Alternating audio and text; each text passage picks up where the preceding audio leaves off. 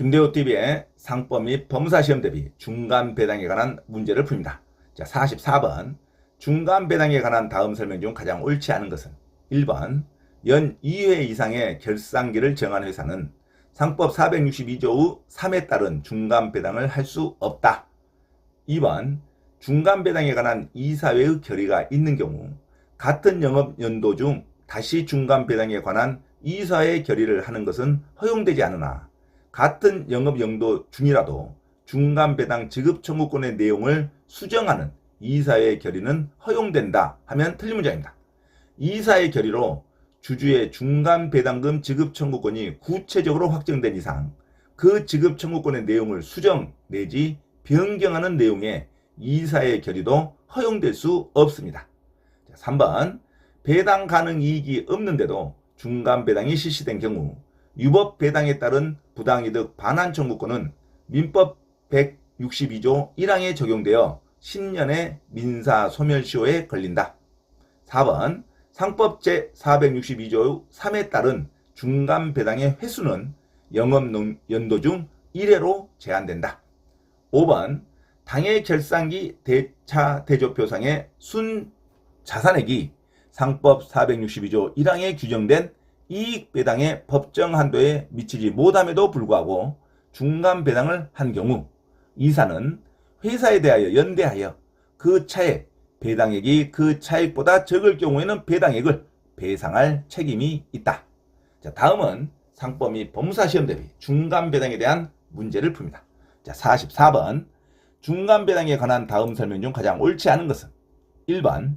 연 2회 이상의 결산기를 정한 회사는 상법 제462조 3에 따른 중간 배당을 할 수 없다. 2번.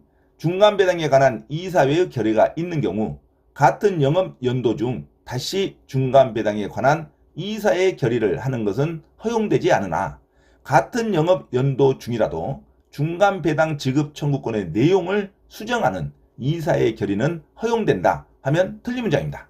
이사회 결의로 주주의 중간 배당금 지급 청구권이 구체적으로 확정된 이상 그 지급 청구권의 내용을 수정 내지 변경하는 내용의 이사회 결의도 허용될 수 없다. 자, 3번. 배당 가능 이익이 없는데도 중간 배당이 실시된 경우 유법 배당에 따른 부당이득 반환 청구권은 민법 제162조 제1항에 적용되어 10년의 민사소멸시효에 걸린다. 자, 4번. 상법 제462조의 3에 따른 중간 배당의 횟수는 영업연도 중 1회로 제한된다. 자, 5번. 당해 결산기 대차 대조표상의 순자산액이 상법 제462조 1항에 규정된 이익 배당의 법정 한도에 미치지 못함에도 불구하고 중간 배당을 한 경우 이사는 회사에 대하여 연대하여 그 차액 배당액이 그 차액보다 적을 경우에는 배당액을 배상할 책임이 있다. 자, 다음은 상법 및 법무사 시험 대비 중간 배당에 관한 문제를 풉니다. 자, 44번. 중간 배당에 관한 다음 설명 중 가장 옳지 않은 것은 1번.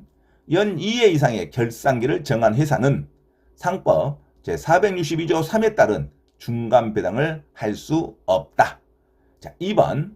중간 배당에 관한 이사의 결의가 있는 경우 같은 영업연도 중 다시 중간 배당에 관한 이사의 결의를 하는 것은 허용되지 않으나 같은 영업연도 중이라도 중간 배당 지급 청구권의 내용을 수정하는 이사의 결의는 허용된다 하면 틀린 문장입니다.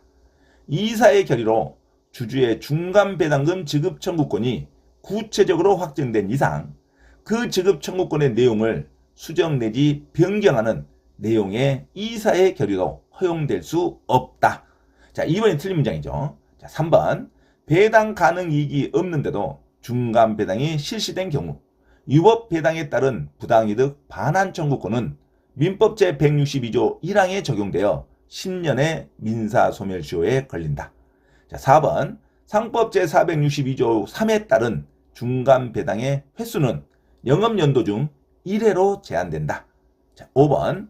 당해 결산기 대차 대조표상의 순자산액이 상법 제462조 제1항에 규정된 이익 배당의 법정 한도에 미치지 못함에도 불구하고 중간 배당을 한 경우 이사는 회사에 대하여 연대하여 그 차액, 배당액이 그 차액보다 적을 경우에는 배당액을 배상할 책임이 있다.